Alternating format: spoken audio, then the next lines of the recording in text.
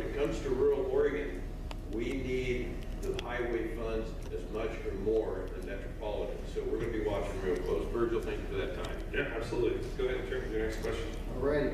Next lucky winner is, last four is 6010. All right. Hi.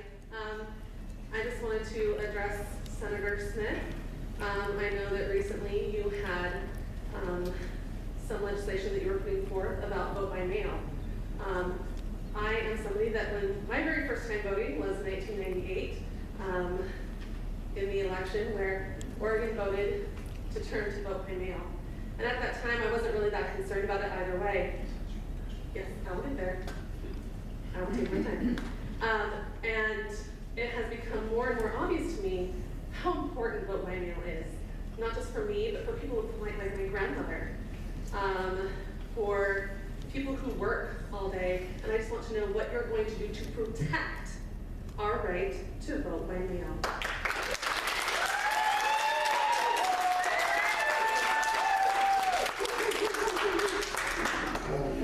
The short answer is to continue pushing forward to get Senate Bill 210 passed, so that it gives you the right by mail to vote on whether or not you want to refer them. I already did. So the reason why I'm moving forward with the legislation, and I appreciate Senator John Well, who's the joint the Senate majority leader, for finally, because I actually put forward that bill in 2023, put forward that bill in 2024, even though others might want to take credit for it. And we finally got a hearing, is because vote by mail has changed since you passed it and we passed it in 1998. Now we have voter vote that has put forward people that as soon as you renew your license, driver's license, you're now automatically registered to vote.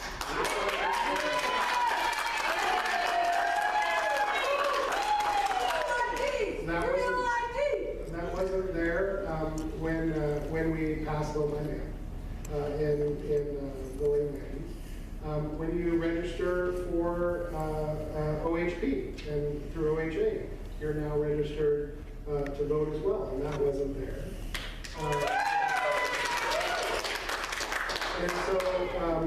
And so there's many reasons why we want to put forward the initiative to go ahead and refer it to the voters. You shouldn't be so afraid of that, because you get to vote by mail to reaffirm to vote by mail. It's actually a really great idea. Democracy. It's democracy in action. Yeah. So that's how I'm going to protect it. We just heard a little profanity here, so I just want to caution everybody, that's not going to work, I don't think. So just please be very careful. It's all our left. Okay, let's go to the next question. Let's keep moving forward. This is. Oh, we need a battery. No. Yeah. One of the things I really would like to know is why the hell you guys are so afraid of voting by mail.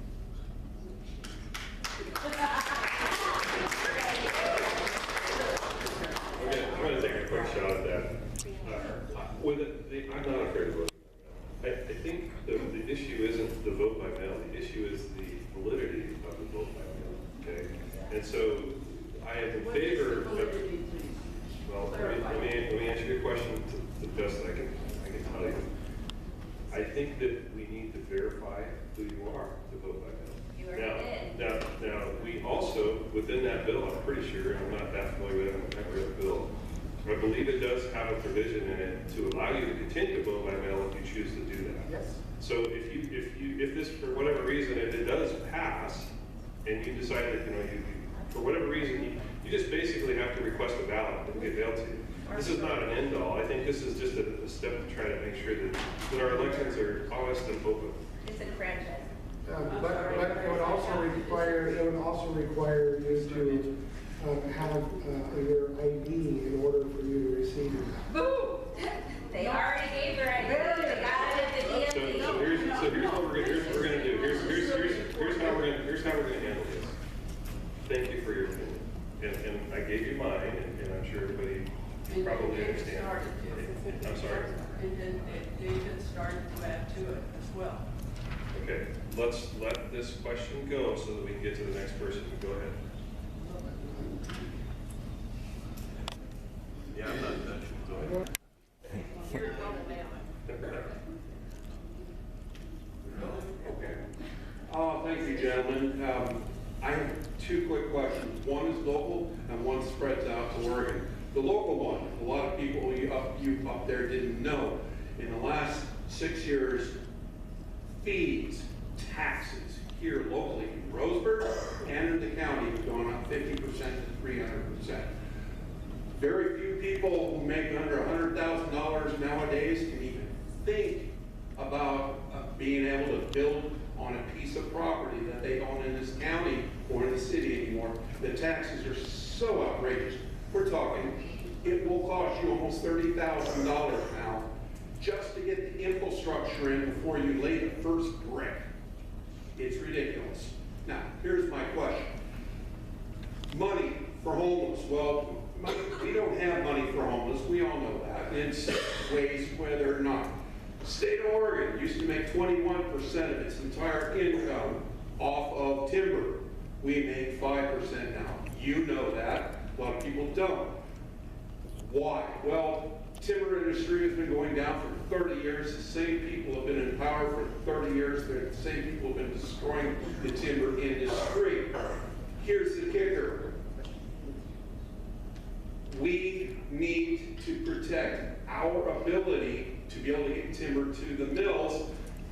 We have O&C lands that we can't harvest on. We have O&C lands that are getting stolen, like the Elliott Forest, stolen, and we can't harvest on those. The O&C is supposed to take care of the counties. It's supposed to pay for our schools. It's supposed to pay for our police. It's supposed to pay for everything. They cannot pay for that unless we can start getting our federal lands, especially the O&C, back to us. So what I'd like you gentlemen here, especially the Elliott Forest, Mr. Boice, is if sometime in the near future we can, assuming we can get through all the other BS bills going through, if we can put a bill through to start suing the people who are suing us every single time a piece of timber or lot comes up for sale. We're getting sued and closed. It's getting closed down so we can't harvest it. We need to start suing those out-of-state people who are suing us so we can get these, so we can drop the price of timber, so we can get housing built for people who don't make $200,000. So I would like you, if I can, to keep in mind and maybe do it just a notch higher up of getting our timber money, 16% of it that's gone away, back to us by opening our timber back to us. And yes, build new mills if we have to. Okay, so I didn't hear a question in there, Richard, but I did hear some suggestions. So the O&C lands, 18 counties in the state, they have roughly 1.2 billion board feet grown every year. We only harvest about 150 million board feet, 147. I think that's changing under the Trump administration with what's moving forward. You're right, the environmental for-profit nonprofits will file lawsuits to stop federal logging sales. It's unfortunate. I and my Senate Republican leader, Daniel Bonham, drafted and passed the Good Neighbor Authority bill in 2018, which then allows the USFS to partner with ODF so that we can move forward on a lot of those timber projects on federal lands. When it comes to the Elliott State Forest, I helped lead that discussion because of the loggerheads that we had with the environmental for-profit nonprofits and the ability to harvest that land base. We have agreed upon a harvest land base of between 17 and 22 million board feet. We're finally gonna get logs out and jobs in.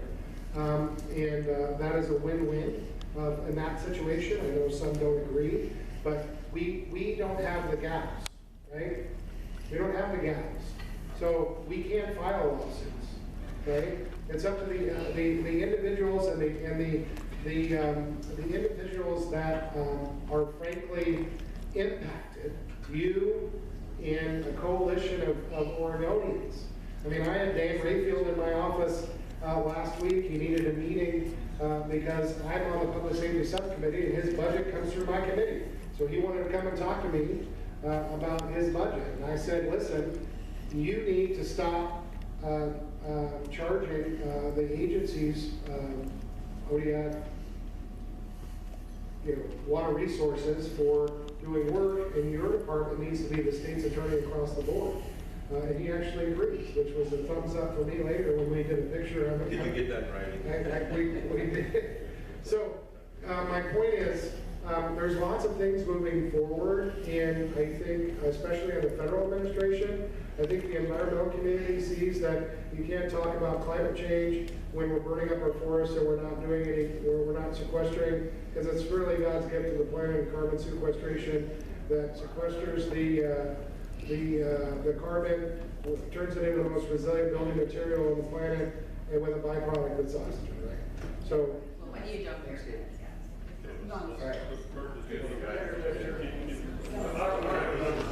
Okay, here we go, guys. If you want to just give me 1 minute here, the red is the part of Oregon that the federal government owns. That's not only unproductive land, it's a liability.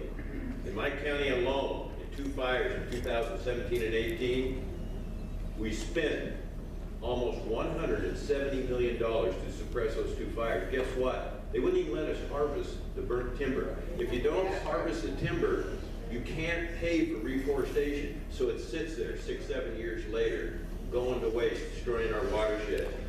Richard, I'm glad you brought up ONC. I'm glad you brought up the Elliott Forest. Here's a letter I have working with the Trump administration. The ONC timber, as Senator Rocksmith just mentioned, we're actually, it's about 220 million, I think. But the point is, we're only harvesting 1/4 or 1/5 of what is growing. The rest of it's going to waste. We wonder we can't support our law enforcement, our schools. It's mind-boggling that we've allowed this to happen the last 30 or 40 years. Thank you, that's all. Thank you, Carter. All right, next one is 6027. You made the claim that there is an $8 trillion investment made nationwide. Do you have that in writing? And also, I want to claim $8.5 billion was for Oregon in the CHIPS Act that the Trump administration is trying to claw back. Which tax, I'm sorry? The CHIPS Act. CHIPS Act, okay. So, $8.5 billion is coming to Oregon. That isn't, that's not accurate. No. So there's, well, no, just the CHIPS Act. Actually, Oregon did not get any of those CHIPS Act dollars because they, prior to the Trump administration, because they just failed to win the bid. Well, we only put, was it 20? We put $300 million aside for it, but state money. we were hoping, Ohio, I think, got the original investment. So we lost that money. And then we were hoping to get the manufacturing or the packaging, I think, side. And I'll be honest with you, the CHIPS Act it did create a lot of investment, but Southern Oregon, where we live right here, we're not really affected that much. We don't create semiconductors. I wish we did, because it would be a great boon for our industry. But anyway, let's move on to the next question. I need I'm to sorry, ask. go ahead, Ford. Thank you. On the $8 trillion, I'll be glad to get you an inventory of that. It's car companies, it's foreign investment, it's people wanting to come and do manufacturing jobs in the United States of America. I couldn't be more excited about it. But I do, if you want a valid vetting on that, I'll be happy to get with you and make sure. Thank you for the question. Okay, go ahead, Trent. All right, 6023.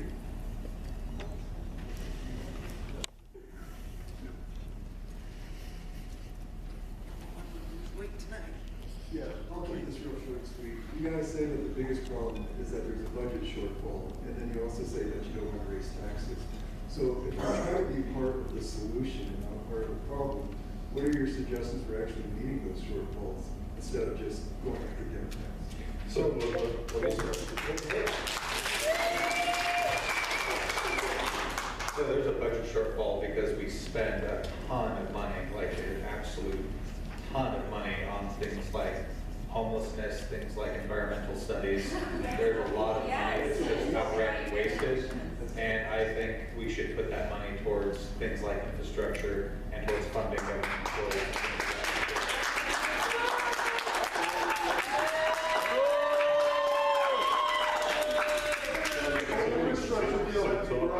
I'm sorry. What infrastructure bill have you brought?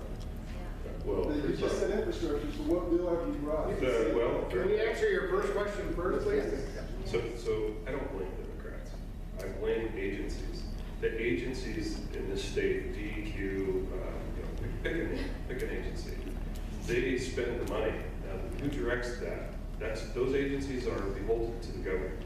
And right now, I will tell you, in the state of Oregon, both legislative chambers, more bills are being passed that are agency bills, and a lot more than what it is that either Democrats or Republicans are putting through. In fact, the number of bills that Democrats are putting through compared to the number, it's like 20% of the bills are Republican bills, 30% I think are Democrat bills, the rest are all the governor's bills. Those go as agency bills, which are committee bills. What I would say the best thing to do to cut the spending is to give a haircut to the agencies. You got to understand that the COVID money, when it came in, no, it's not a small percentage. When the COVID money came in, when the federal government started supporting Oregon, our agencies grew exponentially. I mean, a lot. They come in front of our committees and we get asks for $20 million for this agency, DEQ, I don't even know how many millions they've asked for. And all DEQ does is find businesses. That's their intent. That's what pays their bills. So when those agencies come and they get that money, and they get it because Democrats on the committee, I'm sorry, I don't have a problem with Democrats, but Democrats on the committees allow those bills to go through. We don't vote for them. But once they get that money, there you go. Let's say you've got 10 employees in an agency, which is far, far fewer than what in reality. But let's say you have 10, and a lot of that's paid by COVID federal money. The federal money is gone. So that means that agencies can't even afford to exist the way they are. So when all of a sudden now they have to grow, guess who pays for that? Your taxes. Doesn't matter if you're a Democrat or Republican. I'm not here to fight about that. I'm here to keep us from paying higher taxes. Yeah.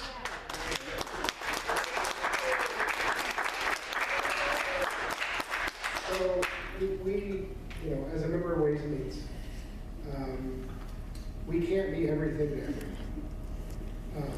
The state's budget is doubled in about 12 years. Excuse me, I'm not cold. We have been, roughly a third of the state's budget is federal funds. When you look at the, now mind you, a lot of that is Medicare, Medicaid. We invest where we can in federal funding, and we get a 4-to-1 or a 1-to-7, excuse me, return, 1-to-10 return back. But I think it was 2021, we had covered Oregon. It was at that point, it was a $90 million bill for the state of Oregon. Now it's now it's a $900 million bill for the state of Oregon. And so when you look at DEQ's budget alone has doubled in the last 6 to 8 years. But we don't get we aren't getting any better service out of DEQ. And the same can be true for the Department of State Lands, DLCD. I mean, Department of Land Conservation and Development. When have you seen the D part of the DLCD agency? In fact, I do craft legislation. Of all the 4,000 bills, 182 of them are mine. 63 are still in play. But you have a situation where I also craft amendments to other legislation to make bad bills less bad. Or we have a serious problem in the state government because it has grown exponentially.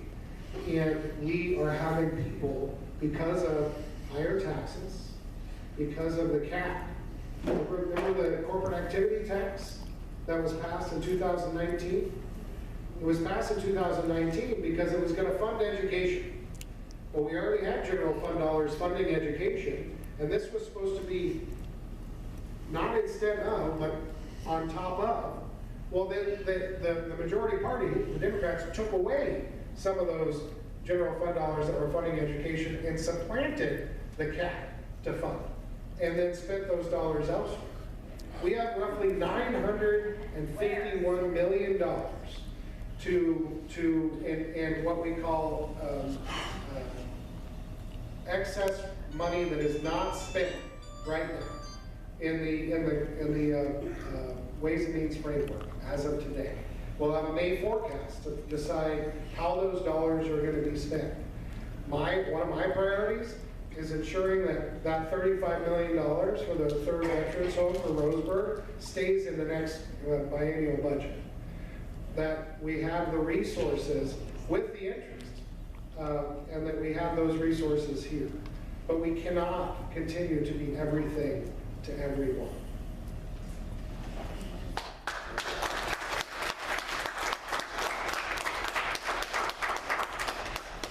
Revenue problem versus a spending problem. I follow a program by the name of the Common Sense Institute. This just gives you a basic idea of where the spending goes and how it's changed in the last 20 years. The 2001-3 biennium versus the 23-25 biennium. Education, 18%. Administration, 14%. I'll just give you some of here. Economic and community development down to 7.5% compared to 12% 20 years ago. Health and human services has gone up to 45%, almost half of our budget. It can't be sustained. The government, the federal government, I don't think is coming to save us. Now, please don't interrupt. I'll be glad to wait for your question. The federal government's not coming to rescue us. We want our share compared to other states, but how do we get our share? We have to negotiate. We have to prove that we will conduct our system of government that protects the citizens from crime, that protects the citizens from overtaxation, that makes people want to stay in Oregon as we watch businesses leave this state. It's got to be stopped. I think we're the group to help do our part. Thank you.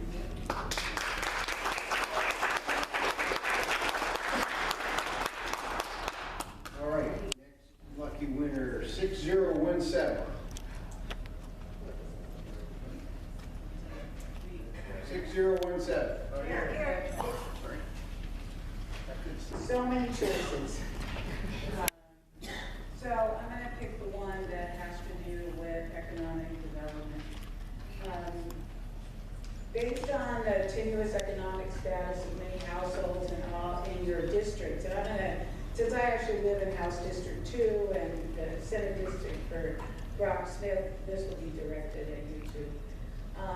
That where 44 to 50% of families below the ALICE threshold. ALICE is a survey done by United Way, not our local United Way, but another United Way.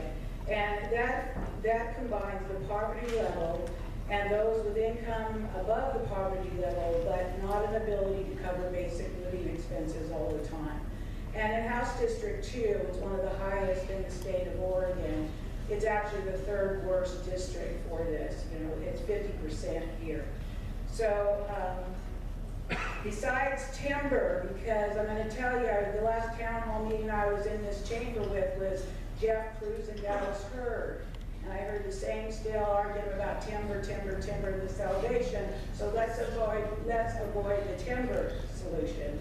What are you doing as our elected representatives to help improve the economic well-being of residents? This means with permanent living wage jobs and benefits, affordable housing, access to health care, and healthy local food. Yeah!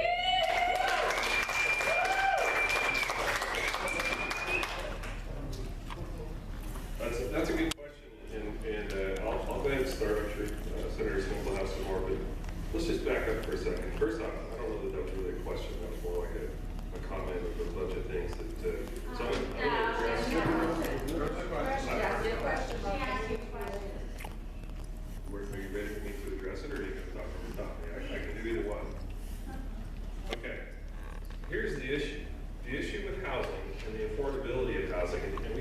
this all day long. I'm not gonna argue this. Housing is expensive because we have a housing shortage. The reason we have a housing shortage is because we have the most restrictive building rules and the most restrictive building. I sat on the planning commission for the county. I was the chair of the planning commission. So you can't convince me that I'm wrong on this because I know the laws. And the fact is, you can't build in the wetlands, okay? And if you look at a map, if you take the time to look at a map of what Douglas County looks like, particularly what Roseburg looks like, you'll find that the majority of the properties that are available to develop have wetlands on them. And folks that stop the building on wetlands are the same folks that want to raise your taxes. So once we have an inventory of housing, which I'm trying daily to get, and some folks don't agree with some of the decisions I've made to try to make that happen, and I won't go into that either right now. But once we have an inventory of housing, where we have let's call it abundance, which we don't have, we probably never will have, you'll see the price of housing go down. Now, do we have a homeless problem? Yeah, we have a homeless problem. The question is, why do we have a homeless problem? Is the homeless problem because, I think it's a tough one to answer. I think we looked at things like Measure 110, where we allowed people to use drugs on the street unpunitable. We didn't care anymore. It's like, go ahead, use hard drugs. Well, we finally got that fixed. I think that's one piece of the pie. Do I think the state needs to do its part in helping the homeless? Absolutely, the state needs to do its part in helping the homeless, because we have a huge problem. I grew up here, I've lived here 56 years. When I was a kid, we didn't have homeless people. We may have had one or two folks walking around town talking to themselves, but it wasn't an issue. It is an issue, and you have to ask yourself, what changed? Well, I can tell you this. I don't have a difference to whether you're a Democrat or Republican. I'm going to continue to say that. I just don't really care. But I will tell you this, we've had 30 years of Democrat one-party rule in this state. And I have seen the homeless issue continue to grow. I have seen the drug issue continue to grow. I've seen the price of real estate go up. I've seen the inventory. The city of Sutherland, as of just a few months back, had absolutely zero rentals available. Zero. In the whole city. That's a problem. The only way to fix the problem is to get out of it, is to fix it. We need to build more houses. If you don't think that we're trying to get that done, then evidently the majority party that you're supporting, you need to go talk to them.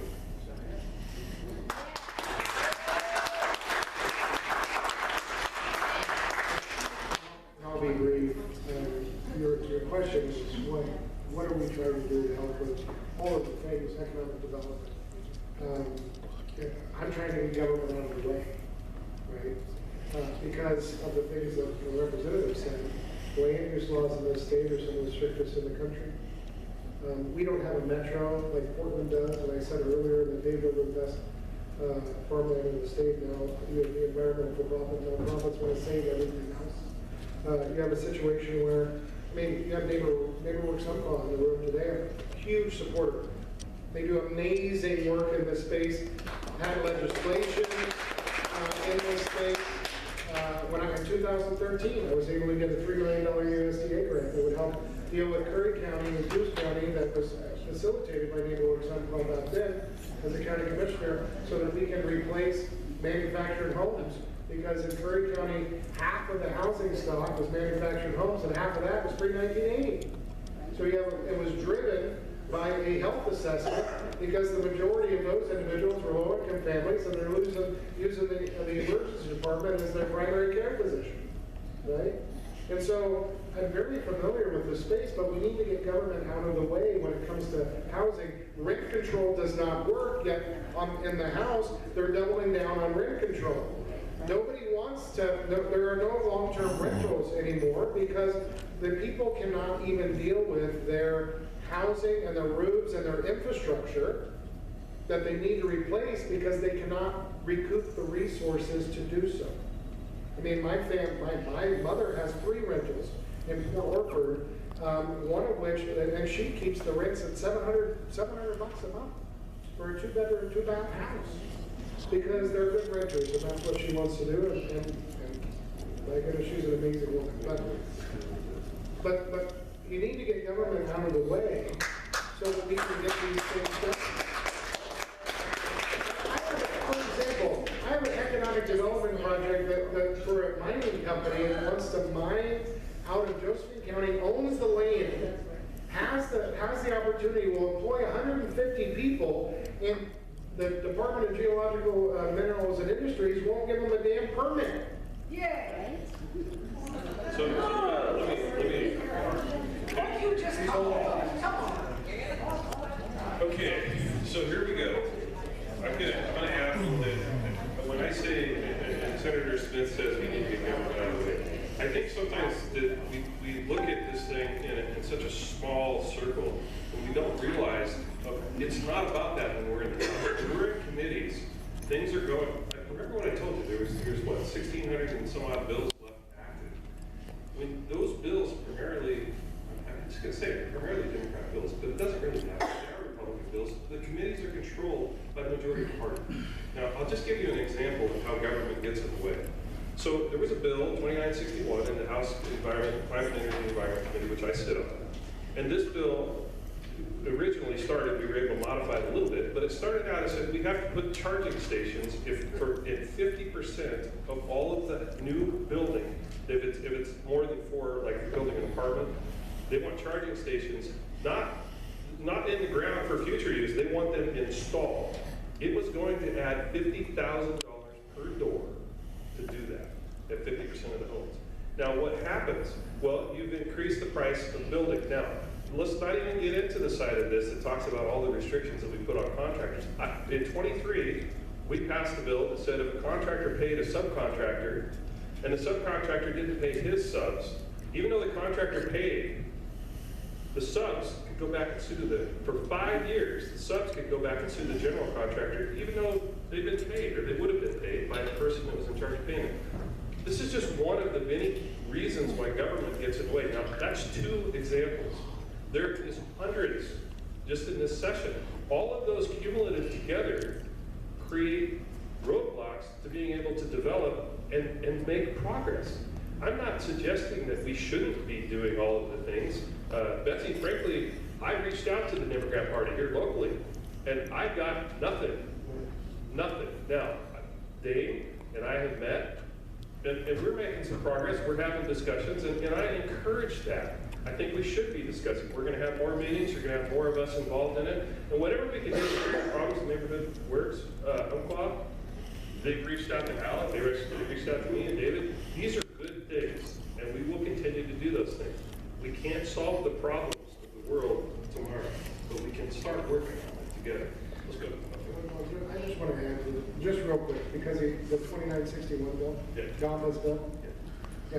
So, what I love the fact that I am not hard right enough by my hard right Republicans, and I'm too Trump for my left constituents. It's great. But that's why I love to do what I do. And so 2961 is a bill that I actually, Representative Willie and I passed the base bill in 2021. And it was, when you build a new apartment complex, multifamily housing, you need to put the conduit and leave the space in the electrical box for a future charging station. Now Rep. Gamba, because he reached out to me over the weekend, and it passed, and it was a good bill, right? Now, mind you, what he's trying to do now is what he did for the city of Milwaukee when he was mayor, becoming the state representative, which we allowed within the legislation we passed in 21 to leave local control of being able to do it. But that's not enough for him. My goodness, he's going to mandate it statewide, and I'm going to kill the bill in the Senate, is what I'm going to do in my committee. But it's because it's ridiculous. Local control is there. But to Virgil's point, there's 100 of those things. And you know how many electric vehicles are out there? It's 2% of the cars on the road are electric. Why the hell do you need 50% of the parking spots in a multifamily housing unit for electric vehicles when they're 2% of the population? Okay, we're moving on. We're running, time talk, clicking away. 6005. I guess I'm going to call my question into addiction. And, you know, I mean, it kind of includes federal because SAMHSA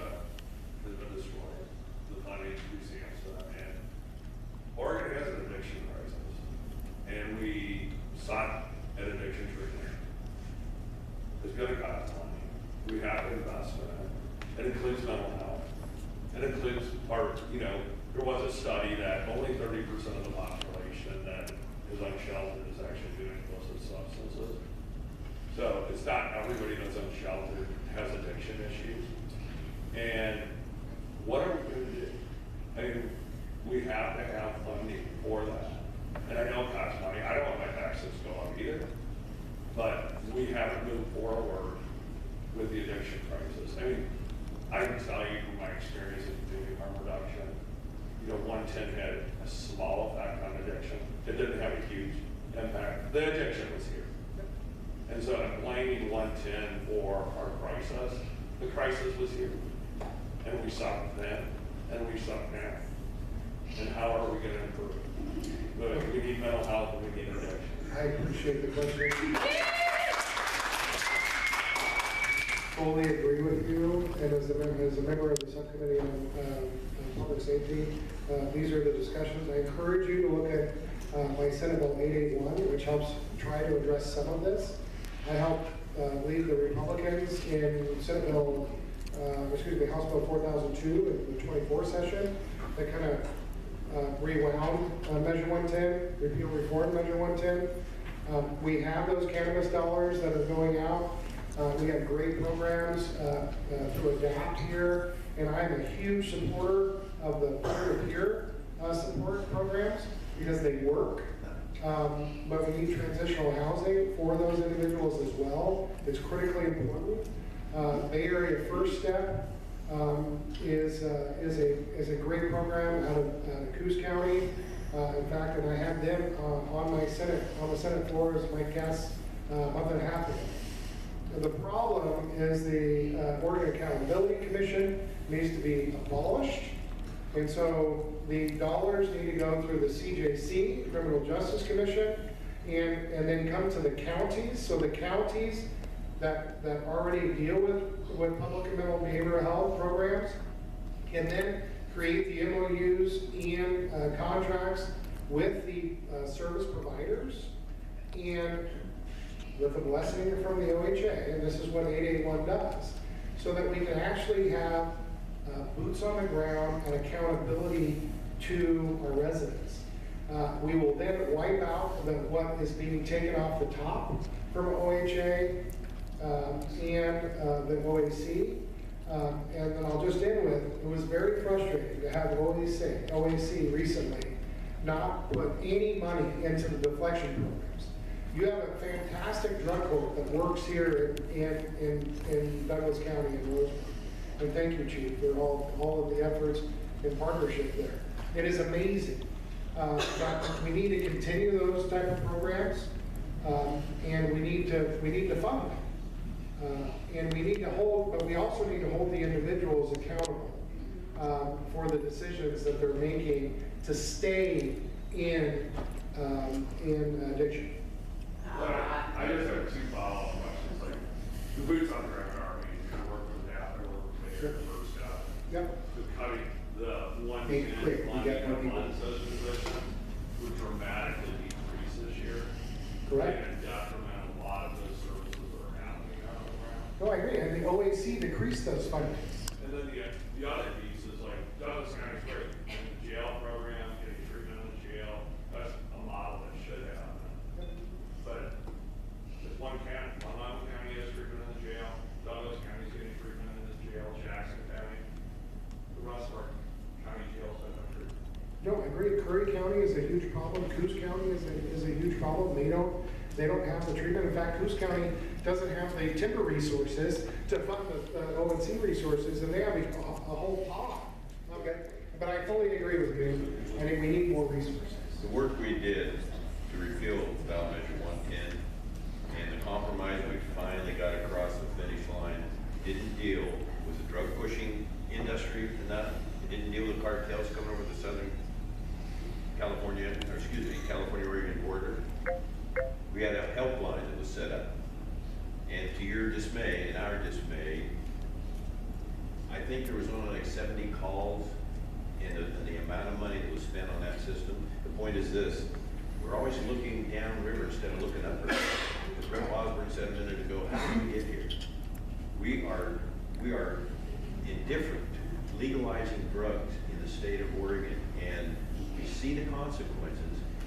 always spend money instead of saying, how do we keep families together? How do we tell our kids marijuana is dangerous when you're young? How do we tell, it's not just tobacco, it's just not alcohol. We're not looking upriver. So I'll save a couple other comments for closing statements. Thank you, Greg. All right. So we got about 20 more minutes, so get your questions so we can get as many.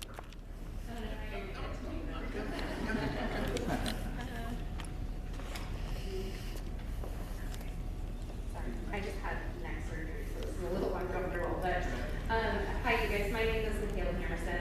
I'm the chairwoman of Umpqua Public Transportation District, and, so I wanted to let you know that I do oppose the transportation package that's coming up.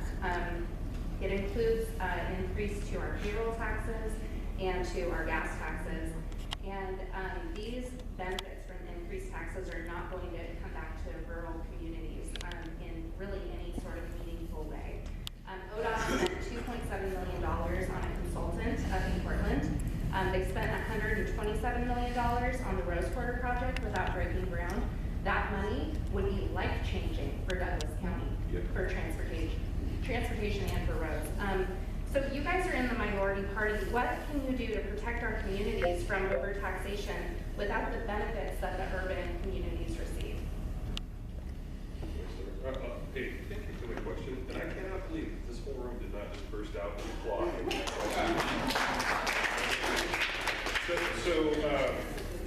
That's a very good question, and it's a very tough thing to fight. And I think that, frankly, the transportation package has not been put into a bill yet, right? Those are suggestions, and of course, Senator Bruce Starr, who is a Republican, was asked to work on that as well. And I think think of it as a negotiation process. At this point, it is a negotiation. They do need 36 votes to pass a tax. And I know some people don't like to vote, but I'm telling you, it's important to vote because we can't afford to lose another seat, right? We're already one down, but there's, unfortunately, the Democrats also have one down right now too because there's some illness going on. So all we can do is continue to fight it at the committee level and on the House floor. Make them earn every dollar that they want to tax you. And then we really need to stand up as a group of citizens and say, look, we're done. We're not going to pay any more taxes. It's just gotten too far. I'm going to let these guys go on that.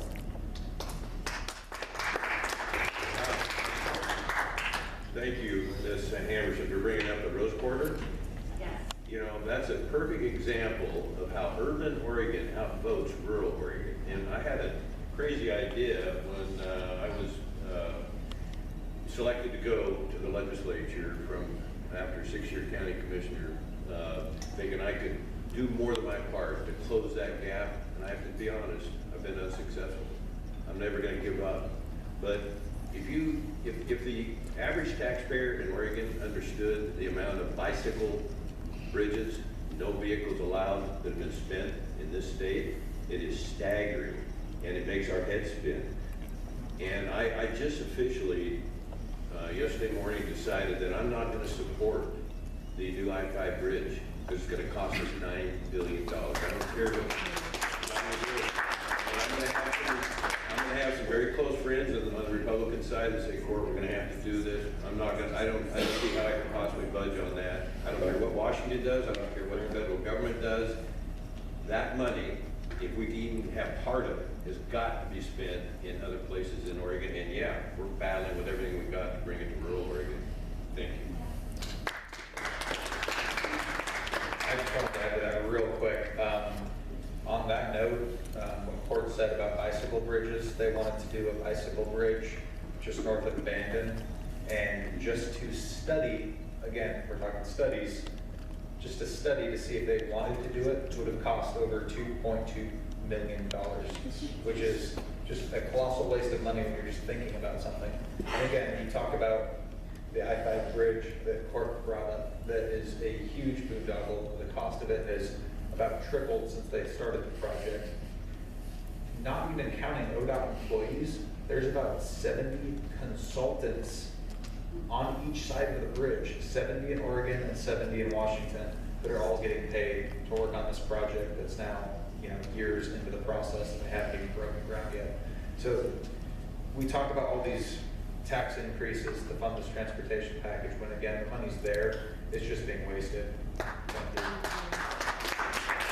And by the way, the 140 consultants, they are not taxpayer friends, I can assure you. I appreciate the question. And what I really appreciate is how all of you help us do our jobs. I'll use Senate Bill 83 and the repeal of the wildfire maps as an example. It was the groundswell of support that forced, I mean, because even in January, Senator Golden was on the record, on the news down in Ashland, but pounding away that we need the wildfire maps. And it took the groundswell of support from all of you to push back. When it comes to the transportation package and the 20 and 50% gas tax increase and all of those things, it's going to be all of you that we're going to need to be pushing back, so that when you submit your testimony, I can say, you need to read Ms. Hammerson's testimony right here, that said, and she is the chair of the transportation district and down in Douglas County, and by goodness, this is how it's going to impact them. I mean, when it comes to the other half of my Senate district and Courts district, we have a situation where one-on-one, I say often, is ODOT's job security. Because from Port Orford to Brookings, it is constantly following into the ocean. And it is, and every single one of those projects is millions of dollars. And there is a ODOT yard in Port Orford.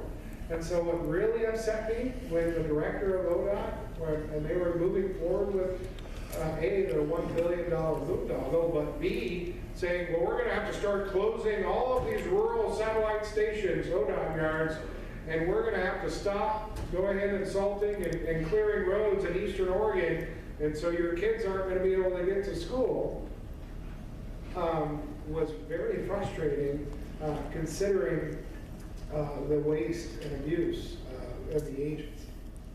So all of you need to help push back against what is happening. Michaela, I want to say thanks again for the question. And I know we were up here on our stump talking about all the things, but I don't have a good answer for you. And I hate that, because what affects us down here is what I'm concerned about. And unfortunately, this is one of those things that the majority they will win in some form. All we can do is try to knock that form down to where it hurts less down here. And I feel your pain. So let's go. 6013. My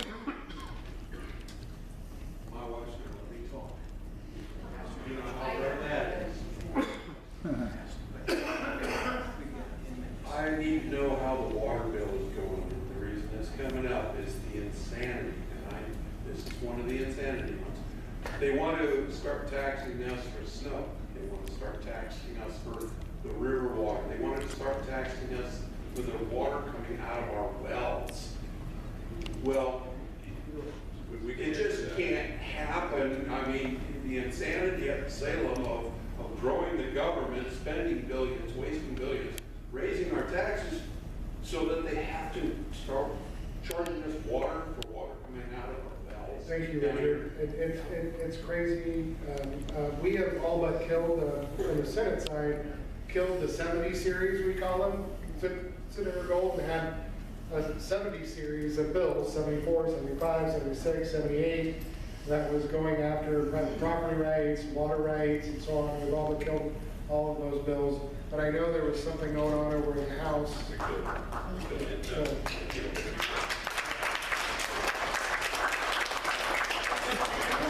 just want to say, again, it's all of you that helped do that. Because they have the supermajority. They can pass whatever the hell they want, including taxes.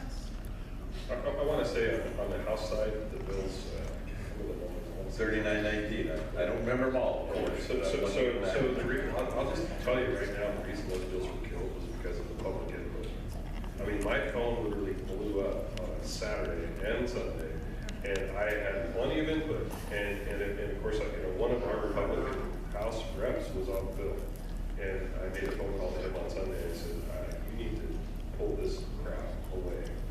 So, you know, I'll call it peer pressure, community support, whatever you want to call it. It matters. If you have issues, you should be bringing them up to us. We're very easy to get hold of. There's a lot of bad ideas that come out of Salem, and every once in a while there's an idea that's bad enough that it pisses off about 80% of the population. And those are things like putting meters on private water wells and things like the fire map.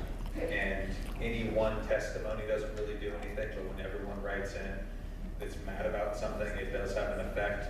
So don't think we don't listen to you. I mean, even if you're Democrat, Republican, Independent, whatever, make sure you write your representative and let them know how you feel about any number of issues. And if I, real quick, so I'm a crazy person that reads every bill that's in every committee every weekend for the upcoming week. And then I put together bills of concern and bills to support, and I send it out to the Republican PCPs within the Senate district, and then also to the Oregon Republican Party, and then they send it out to the county PCPs, and we've had a lot more engagement across the state because of it. I'm grateful for it. So I'm not only grateful for our voices here, but also across the state and helping us stop those. So I want to just add one bill, and that's, if you would please remember this, 1154. I think it's getting a little momentum in the Senate. I'm not sure. But basically, if you own a well and it's aged, you're going to have to decommission that well and put in a new one. That's how bad this bill is. And the cost of decommissioning your old well, is unbelievable. And there's no companies that can do it. You can't do it yourself. So just remember that bill. I think we can push back on it, but a lot of people for rural Oregon that are watching this are very concerned. It would be tremendously expensive. So we pushed back on 1154. It was referred to rules without recommendation. But it might die. I'm killing the bill. Well, that's the best news I've had in 3 days. All right. Please go on. We All have right. about. We've only got time for a couple more, so next one is 601. Good evening. Thank you. I'm happy to hear people talk about water because that's one of the issues that I want to talk about, particularly the Rural Water and Waste Disposal Assistance Program. Now, this is a federal program facilitated through the USDA. It provides funding for clean and safe water as well as proper water disposal for rural communities. I am a rural community property owner and taxpayer, so this assistance program could potentially impact me and provide me with help. Now, in February, through the continuing resolution passed by Republicans in the United States Congress, the Rural Water and Waste Disposal Program was cut by 20%. So my questions to you are, what, if any, concrete steps have you taken to address the budget shortfall? Additionally, have you reached out to your colleagues in Congress to tell them that these cuts will adversely impact the rural citizens that you represent? Thank you.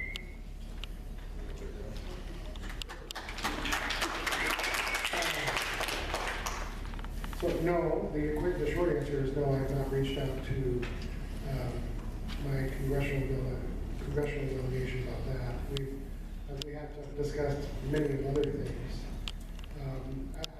I do want to say, we have one Republican congressman, when Congressman Vince, I had the privilege to serve with him in the legislature before he was a congressman, and we were both the co-chairs in the House and on the Joint Committee on Carbon Reduction. Brilliant man, in a fantastic position on natural resources.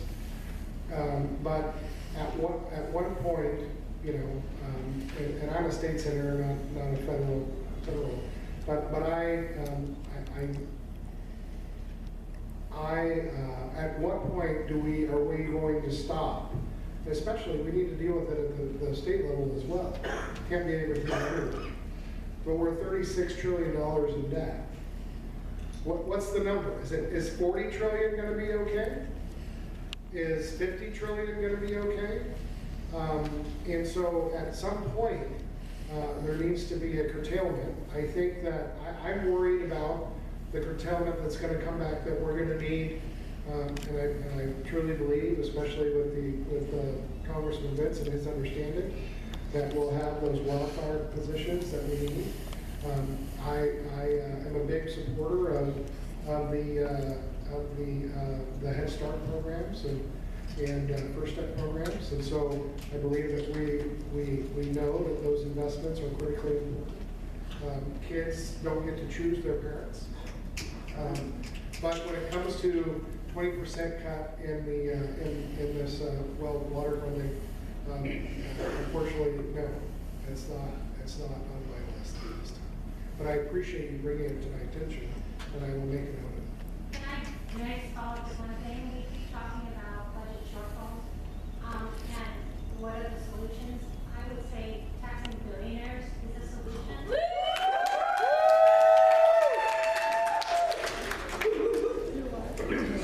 So we're gonna move on to the last question, probably maybe two if we're lucky, but there's not that many billionaires. Certainly not enough billionaires to make up the difference we have here, but let's just go on to something. We are in the top 10 taxed states in the country. Oregon is losing the individuals that employ individuals. And they are leaving Oregon. And at some point, we are going to run out of their money that are paying taxes and the individuals that they are paying because they won't have jobs. So, no, because they're leaving the state. And yes, you do tax them. Corporate, I'm talking about state of Oregon. Let's move on to the All right, we got a hard stop at 7:30. This will be the last question. 6008. So this goes back down to House Bill 2050, right? Between revisions 2050-6 and 2050-7. So it's the bill that would make military retirement exempt from taxes if you have a service-connected disability. Well, between 2050-6 and 2050-7, the definition of disabled veteran changed, right? They changed from the term given in ORS 408.225, which is anybody that has a disability rating from the VA, to someone that has their total disability rating from the VA at 100%, right? And that number comes down to, of all ratings, within the United, or in Oregon, numbers that I could kind of figure out, 0.08% of the veterans in Oregon fall into that category. And that's total veterans that are retirees with service-connected disability. 0.08%, but all of a sudden they made it where it was 100% service-connected, which 100% service-connected, from the numbers I was able to figure out, is only 1,361 retirees in the state of Oregon. 90% below is 2,157, right? So why all of a sudden did it go from any service-connected disability with a retiree, where there are very few of us, to somebody with 100% service-connected, where there's only... We have a man on the committee right there. 1,361 of us. So that bill, yes, did come through my committee, and how it was explained to us was simply that we keep talking about budget shortfalls, and everyone wants more money for every project under the sun. And at the end of the day, the conversation, I can't remember who was actually carrying the bill, but by reducing the amount of people that were covered under that bill, basically made taxes for every disabled veteran. And I think that would be fantastic, but at the end of the day, if it's going to cost the state of Oregon $200 million, they're not going to pass it. But if we just cover 100% disabled, it might only cost them $20 million, so maybe it has a chance. At the end of the day, we have to make, again, this wasn't me on the bill, but between the debate of whoever was carrying the bill and the majority party, they have to have a conversation of what number is everyone comfortable with that we think we can actually get this bill across the finish line. Because once you pass a bill from committee, it has to go in front of Ways and Means, where they decide if they can actually fund that project that you just passed out of committee. And in this case, even the way the bill is written now, that I can tell you're not very happy with, and neither am I.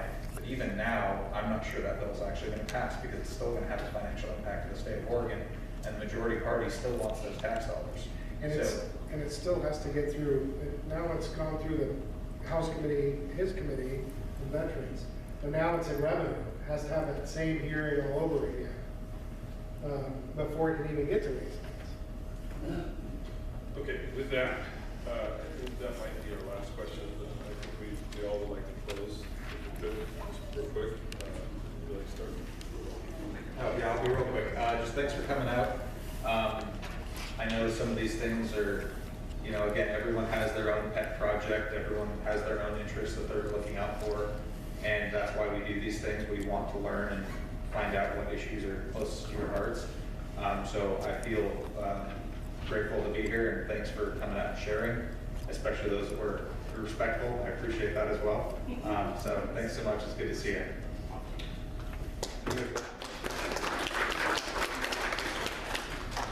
Question back here a bit ago on housing. We are starting to make some progress. House Bill 2316, I testified with Kevin Mannix, who sponsored the bill, and Governor Kotek. I don't agree with her on everything, but she has done a good job on housing. And this bill, 2316, if you want to support it and understand it, there's a lot of unused developable land that the state owns.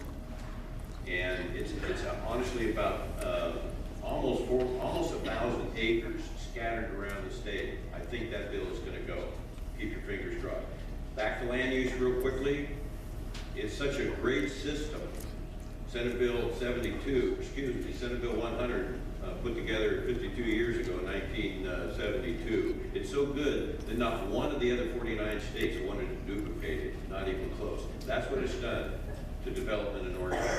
When it comes to, as Rep. Skarlatos mentioned, the funding, the budgets, all the projects we need to take care of, it's not taxes. It has to come from timber harvest. You could take every mill in Washington and Oregon, combine and run them 24/7. You couldn't possibly harvest or produce the lumber as fast as it grows here. This natural resource, renewable resource that we have, is being burned to the ground. And if you want to support schools, you want to support drug treatment centers, the money is there. We've got to push back against the radical environmentalists. We're all environmentalists. I raised my kids in a roadless area. We're all environmentalists, but until we understand, as my cousin Court Boice says, when he first became commissioner, I'm going to figure a way that Oregon can earn instead of burn the timber. We haven't been able to move forward on that since. It's disgraceful, and it's just heartbreaking. We can do better. Thank you, that's all. So,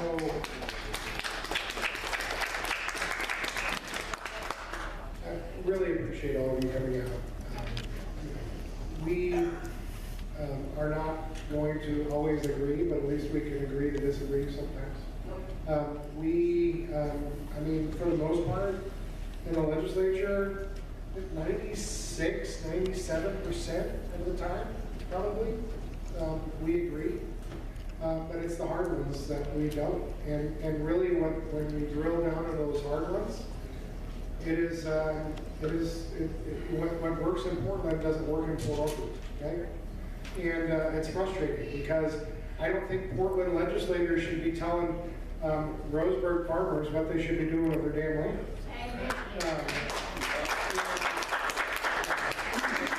So that is where we really start grinding. But when it comes to the addiction crisis, I'm right there with you, because that is similar in Portland as it is in Oakland. The problem is they have more services up there than we do it down here. But let's face it, we live here because it's a beautiful place to be. So I hope that as we move forward, we can agree to disagree on some things, and that we can embrace the things that we can agree on and work together to get those done, because I need your voices on those as well in order to get the resources to our communities that need them. Thank you. Thanks, Dave. I'll keep mine short as well. First off, I want to thank our staff for being here, my chief staff, legislative assistant in the back. Again, I want to thank you guys, thank you, Trent, for running the microphone. And thank you, Chief Officer, for being here. I think it's important that, we have law enforcement representatives as well. I know we didn't get to all your questions, and I'm sorry. We could, this meeting could literally go on for 6 hours, and we probably still have questions. I want you guys to be here on a positive note, and I want this to be, as if we'll have more of these meetings, and we're even doing things, and I'm doing a podcast actually, that we're gonna be talking about things. We are all Douglas County residents, or close to it. This shouldn't be about Democrats versus Republicans. What this should be about is the things that face us daily. And that's how I approach politics, right? I mean, of course I'm conservative. Of course I have conservative values. There's a platform that I can always follow.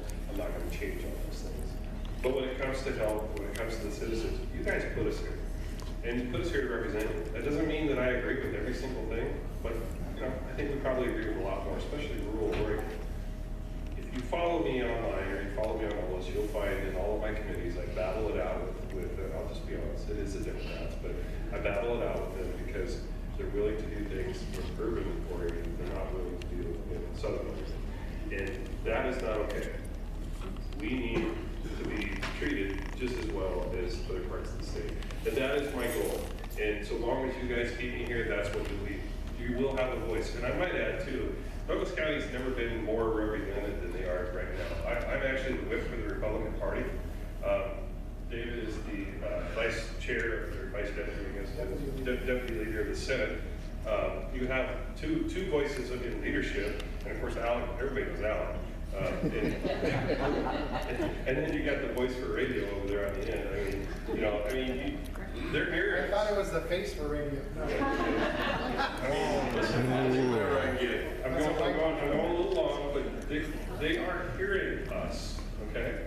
They really are. And I think a lot of good things can come from this. I'm not going to leave this on a bad note. I think there are good things to happen here. So let's just all work together. Let's put our political differences behind us and do the right thing for our communities. That's my goal. And thank you guys all for coming tonight. And I'm always available for questions, as we all are. You can catch me online. You can get my phone number is probably on every bathroom wall and say it's I'm very transparent, and I always will be. So I don't hide the questions. I don't hide that stuff. So if you guys need an answer, or if you want just to state an opinion, I have staff that tails a lot of emails. You get sometimes they'll get 500 emails a day. I mean, it's crazy the stuff that we do. And we haven't even really talked about the gun bills tonight to any degree. I mean, thank God we got Alek on because he's the gun guy. Yeah. Well, that was me in 23. I was the guy fighting. Now I turned that all over to my colleague here. So anyway, with that, please drive safe, travel home safe, and thank you. We'll do this again. And have a blessed. Yes, have a great